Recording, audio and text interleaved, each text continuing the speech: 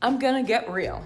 1 year ago today was one of the happiest but most stressful, scary days of my life.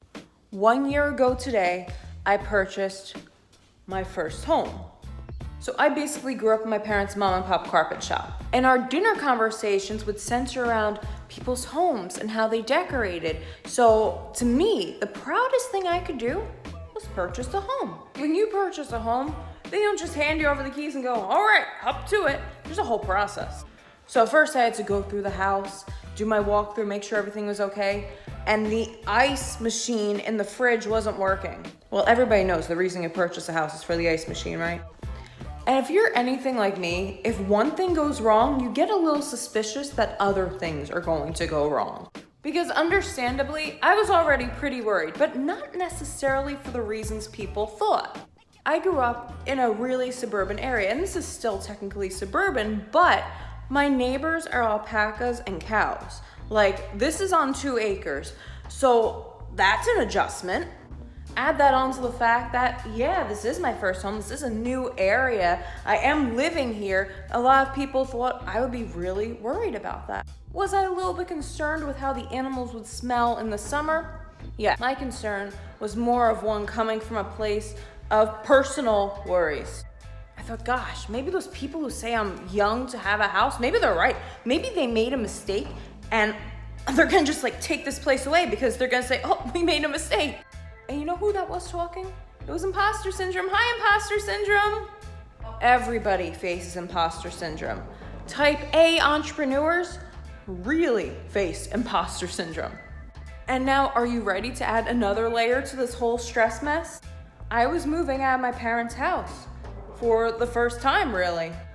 Anybody who knows me knows that I'm extraordinarily close with my parents.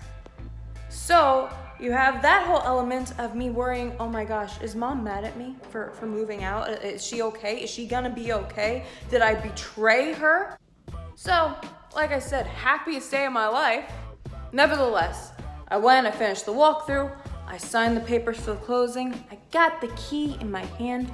I was an official homeowner. I went to the house with my parents and my puppies.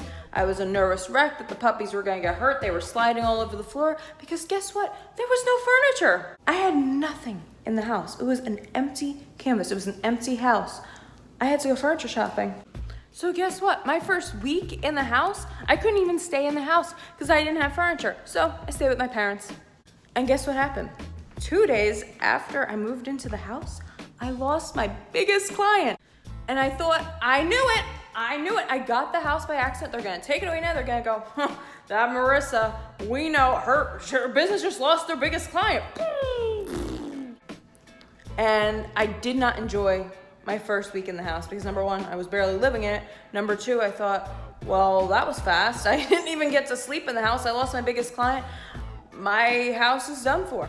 But then 1 week later, I had a new client knocking on my door. And then I had another one. And both of those clients were larger than the big client that I lost. And it hit me when I was standing on my deck with my father, and he said, look at all this. This is yours. And I said, nah, Dad, I don't know. I just have this feeling like it's not really supposed to be mine, or I'm gonna lose it or something. I said, I'm gonna lose the house the way that I lost my biggest client. And he reminded me to enjoy the ride. He reminded me to think positively. And I realized that just as quickly as I lost that one client, I got 2 even better ones. I also realized that, wow, this is my house. I shouldn't be worried about it. I should be excited and only excited. And all my worries, my mom being mad at me, she wasn't mad at me, she was proud. Sure, she missed me, I missed her. She was proud. So 1 year later, do I regret anything about 1 year ago today?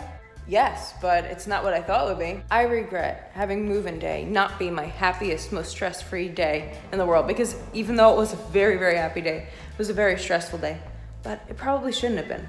I should have been so overwhelmed with pride and happiness and excitement about all the memories I was going to make in this place. So what's the lesson 1 year later? Enjoy. Enjoy the moment. Be proud and don't stress so much.